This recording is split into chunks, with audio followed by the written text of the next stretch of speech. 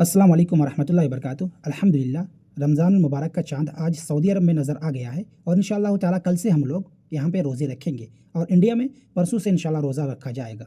आज की इस वीडियो में मैं आपको कुछ इंपॉर्टेंट मैसेज आप तक पहुँचाना चाहूँगा, जो कि हमारे लिए, चाहे वो मर्द हो, औरत हो या फिर छोटे बड़े, सारे लोगों के लिए बेहद ज़रूरी है आज के इस जदीद दौर में। इसलिए मैं आपसे गुजारिश करूँगा कि वीडियो को आखिर तक ज़रूर देखें और इस वीडियो की बातों से फ़ायदा उठाने की कोशिश करें। दोस्तों, ये हमारे लिए बहुत ही ज़्यादा खुशी की बात है कि रमज़ान जैसा महीना हम लोगों ने पाया। उन लोगों के लिए एक सुनहरा मौका होता है जो 11 महीने गुनाहों में मुब्तला रहते हैं। वो चाहे कि वो अपने रब की तरफ रुजू करें, अल्लाह ताला से तौबा इस्तिग़फ़ार करें और इस रमज़ान मुबारक की अहमियत को समझते हुए अपने गुनाहों को मिटाएँ। लेकिन होता यूँ है कि हम में से बहुत सारे लोग ऐसे होते हैं जो रमज़ान का महीना भी दीगर महीनों के बराबर उसी के हिसाब से गुजारते रहते हैं। ना तो इसकी इंपॉर्टेंस को समझ पाते हैं, ना इसको अहमियत देते हैं और ना ही इसमें इबादत करने की कोशिश करते हैं, बल्कि उल्टा हम और इसमें ज़्यादा से ज़्यादा गुनाह भी करते हैं। हमारे लिए सबसे पहला और सबसे इम्पॉर्टेंट काम ये है इस रमज़ान में कि हम अपने आप को मसरूफियात से दूर रखें, हम अपने आप को फ्री रखें।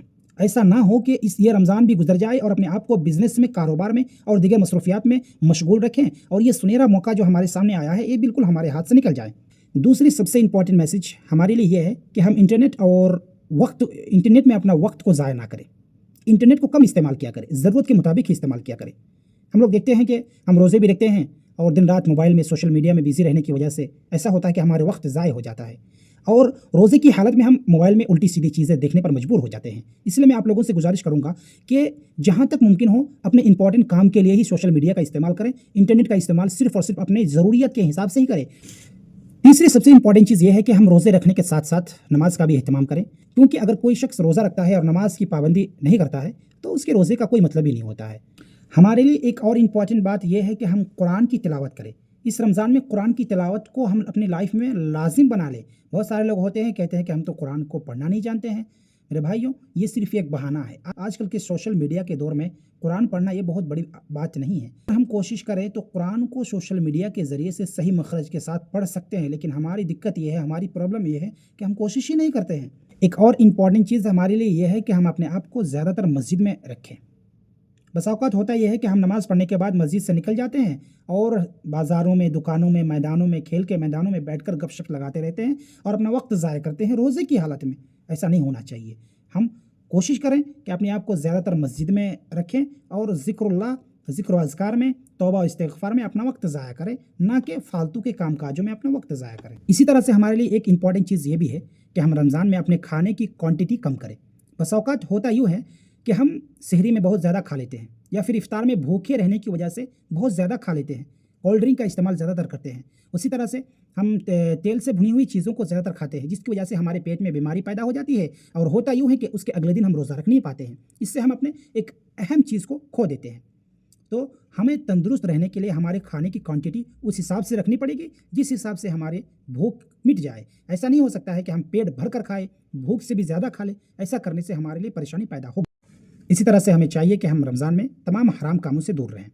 बस औक़ात हम देखते हैं कि बहुत सारे लोग जो सिगरेट नोशी के आदी होते हैं या फिर गुटखाखोर होते हैं, वो लोग इफ्तार करने के बाद फ़ौरन जो है सिगरेट नोशी या फिर गुटखाखोरी में या फिर तंबाकू में मुब्तला हो जाते हैं। क्या हम ऐसा पसंद करेंगे कि किसी के यहाँ हम पूरे दिन मजदूरी करें या फिर ऑफिस में हम पूरा का पूरा दिन काम करें और शाम को जो है हमारा मुआवजा हमें ना मिले, हमारी सैलरी हमें ना मिले? सबसे इम्पॉर्टेंट और आखिरी मैसेज मेरी तरफ से आपको ये है कि इस रमज़ान में आप ज़्यादा से ज़्यादा तौबा व इस्तिग़फ़ार करें। हम 11 महीने अल्लाह ताला की इबादत से दूर रहते हैं। अल्लाह ताला से तौबा और इस्तिग़फ़ार करने की हमें तौफ़ीक तक नहीं होती है। हमारे लिए जब ये रमज़ान का महीना आ गया, इसका मतलब यह है कि अल्लाह ताला हमसे कुछ बेहतर चाहता है, जिसकी वजह से हम इस रमज़ान को पा लिए। हमें से बहुत सारे लोग ये हैं कि रमज़ान आने से पहले ही उनकी मौत हो चुकी है, उनको अच्छे से तौबा और इस्तिग़फ़ार करने का मौका नहीं मिला। हम उनसे बेहतर लोग हैं।